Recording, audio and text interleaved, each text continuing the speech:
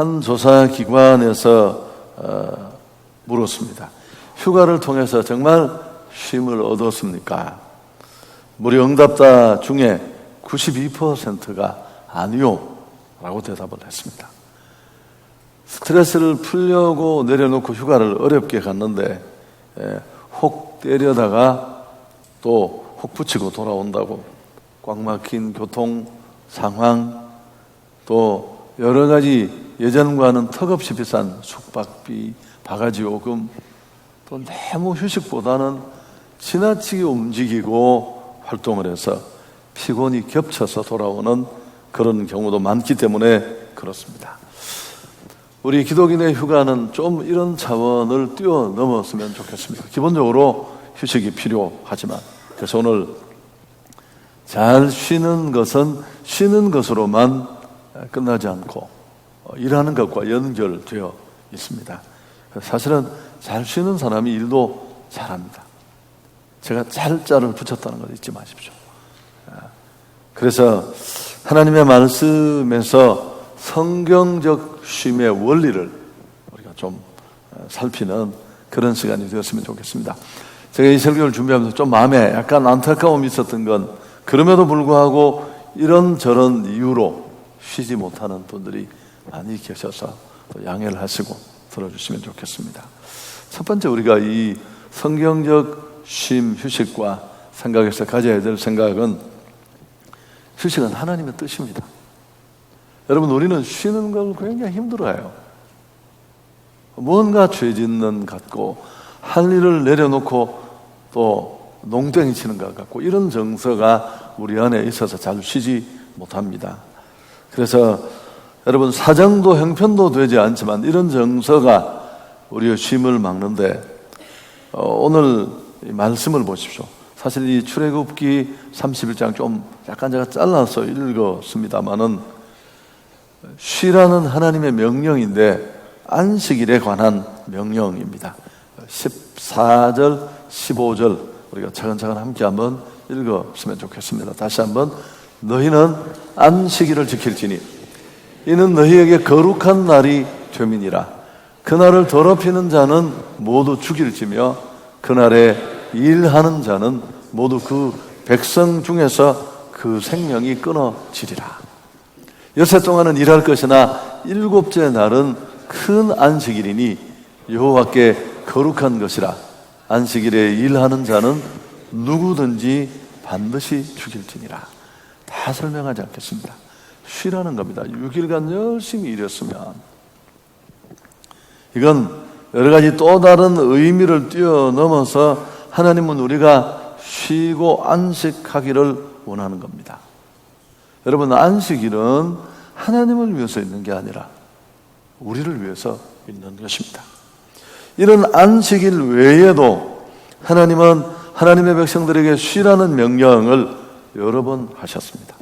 유월절, 오순절, 장막절 같은 이런 명절들도 사실은 휴식하는 주간입니다. 한 주간을 일을 다 내려놓고 쉬는 겁니다. 그 속에 영적 교훈과 되새김의 의미도 들어있지만, 또 6년을 일하고 7년째 되는 해는 안식일을 다 지켰지만 안식연이라고 해서 1년은 그냥 통째로 쉬었습니다. 여러분, 이게 다가 아니고 이 안식년이 7번 반복되고 50년째 되는 해는 희년이라고 합니다. 다 제자리로 돌아가요. 회복되고. 큰 안식, 휴식을 명령하셨습니다.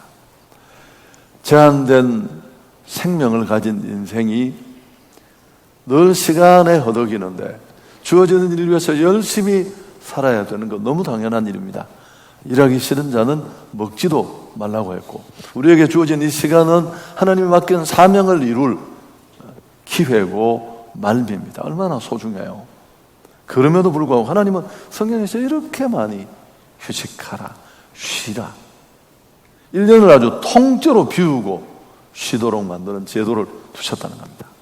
영적 의미를 말하기 전에 우리에게 휴식이 필요하다는 걸 그분은 놓치지 않은 것입니다.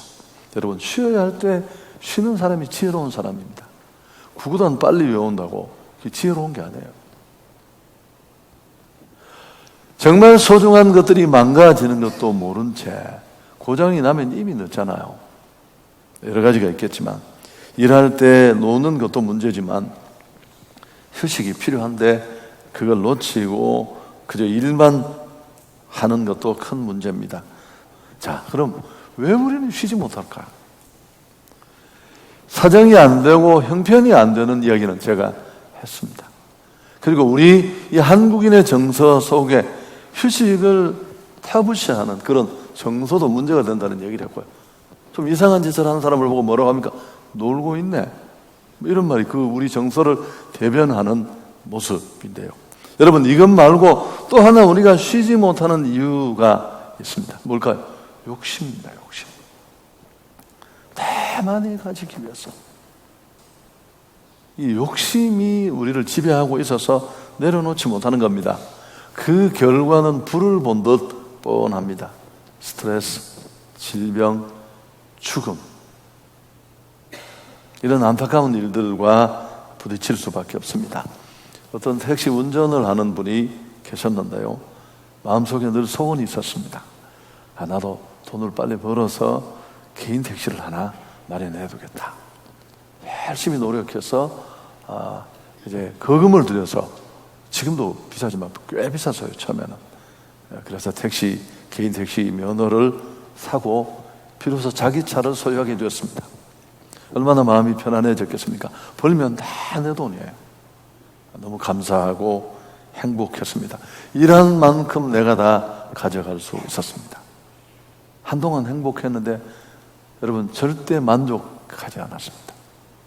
더 벌고 싶었고, 또 10년가 넘으면 할증 요금이라는 게 붙어서 수입이 좀 늘어나는 것을 보고 충분히 벌었는데도 집에 못 들어가고, 손님을 한 번만 더 받고 가자, 한 번만 더 받고 가자 이러면서 점점 피곤이 쌓여가고 과로가 쌓였습니다. 그날 밤도 늦게까지 일을 하고 녹초가 되어서 집 앞에 도착을 했는데 잠깐 핸들 위에 머리를 숙였는데 그대로 의식을 찾지 못하고 다시는 일어나지 못했습니다. 여러분, 이게 과로사라는 거예요. 욕심이 부른 결과예요. 말대로 죽으라고 일하다가 죽는 거 너무너무 많습니다, 한국에. 여러분, 이렇게 어리석은 삶을 살아서 뭘 하겠다는 겁니까? 아무도 유익하지 않아요. 그렇게 번 돈, 그렇게 이룬 것, 그게 무슨 유익이 합니까? 그리고 정말 우리가 놓치고 있는 것 하나가 뭘까요? 그 시기에 그때 누려야 될 축복을 다 잃어버려요. 여러분, 이금저금보다, 현금보다 더 좋은 금이 뭐라고 했습니까? 지금이에요, 지금. 여러분, 하루하루가 소중합니다. 오늘이 최고의 날이고 열심히 일해야 하듯이 휴식도 취해야 합니다. 하나님이 우리를 그렇게 만드셨어요. 그래서 우리는 일할 뿐만 아니라 쉽니다. 이게 하나님이 기대하시는 모습입니다. 삶의 스타일은 내가 결정하는 겁니다. 그냥 정신없이 무언가 더 소중하고 더 많은 것을 물려주겠다는 한 가지 생각만에 빠져서, 사실은 그렇지도 않은데, 누구에게도 유익하지 않은데.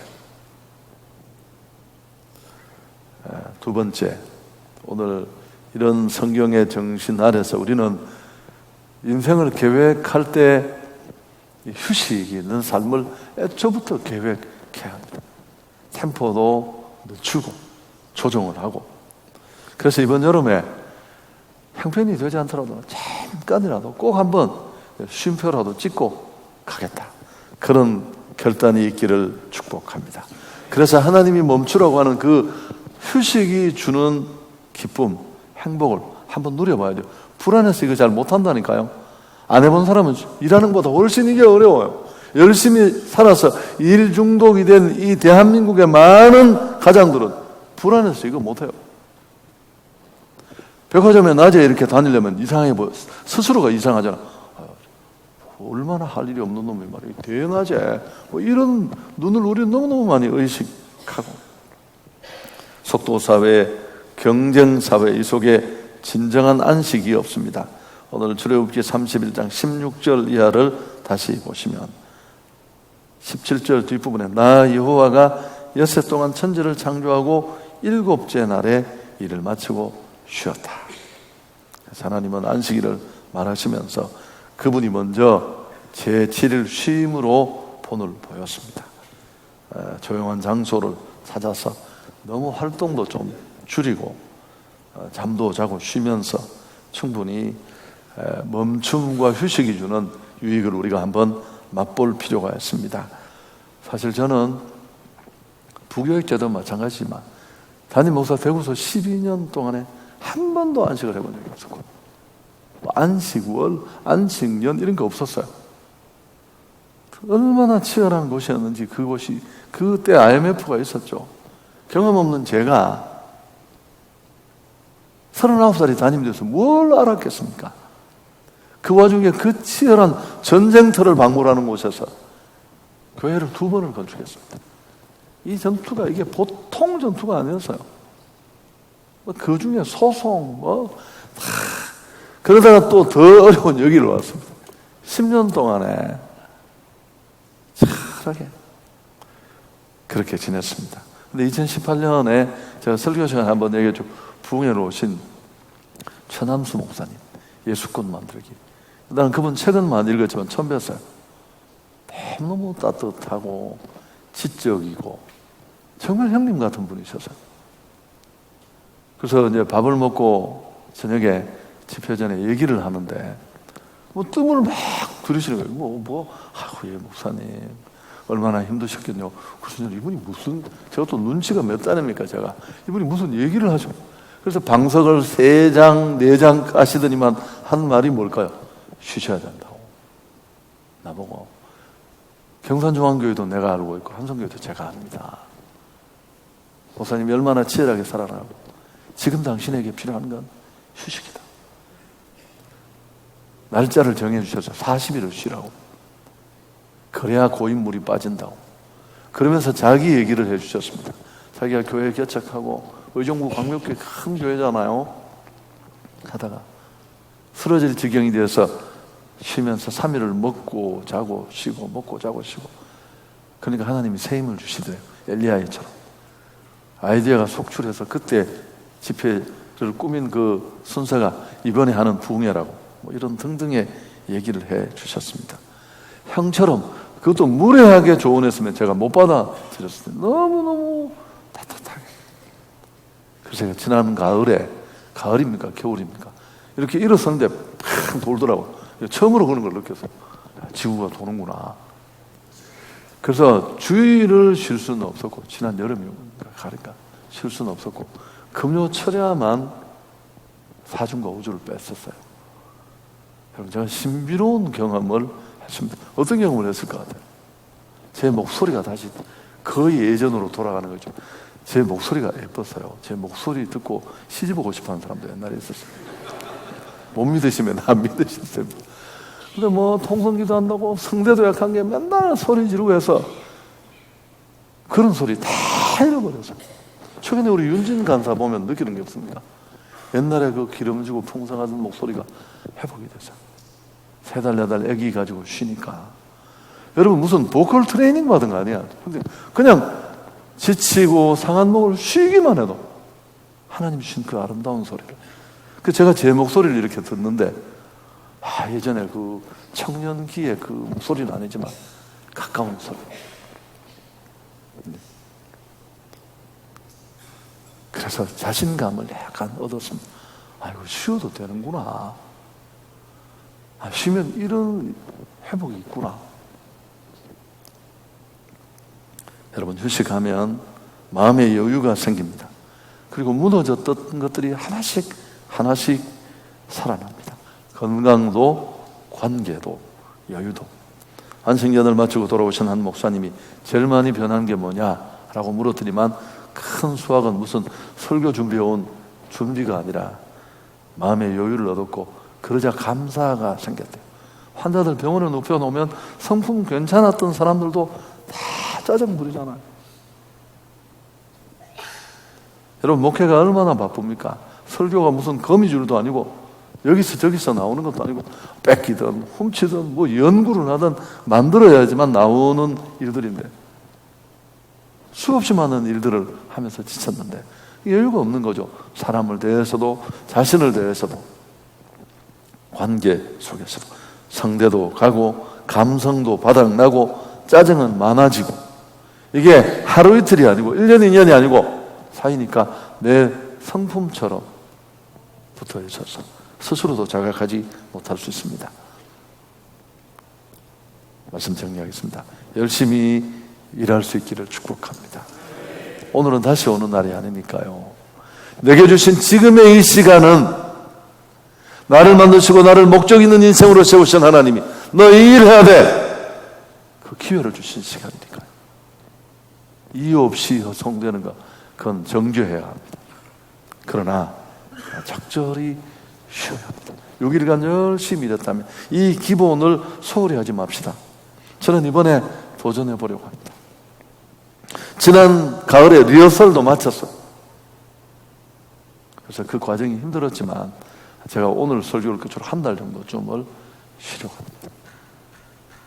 못 쉬는 분들에게 죄송하지만 제 안식월을 축복해 주시고 기도해 주십시오. 여러분, 신앙 여전히 훈련이고 연습이잖아요. 그리스도인의 삶이 휴식도 제가 해보니까 이런 한 번만에 절대 우리가 지금처럼 이렇게 일을 완숙하기 위해서 얼마나 많은 시행착오를 겪으면서 훈련하고 연습하고 준비하고 다시 도전하고 그랬듯이 적용사항 2가지만 말씀드리고 오늘 설교를 마쳐. 첫째, 오늘 본문이 안식일 말씀이에요. 여러분, 첫 번째 휴식의 단계는 주일 성수부터 시작하십시오. 아멘. 여러분, 이게 쉼의 기본이에요. 신앙의 고백이고 쉼의 시작이에요.